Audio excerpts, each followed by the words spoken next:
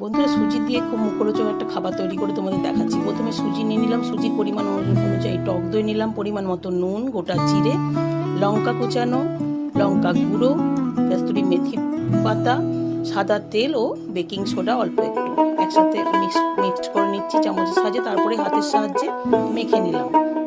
এরপরে সাদা তেল উপর থেকে দিয়ে ঢেকে রাখলাম 15 মিনিট।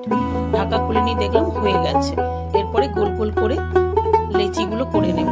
তারপরে গোল করে চ্যাপটা করে নিয়ে মিডিল থেকে একটা ফুটো করে নেব। তো এরকম ভাবে বড়া তৈরি করে চাল ডাল ভিজিয়ে। তো আমি আজকে সুজি দিয়ে এটা দেখাচ্ছি। তো আমি এটা ভেজে তৈরি করে দেখাবো।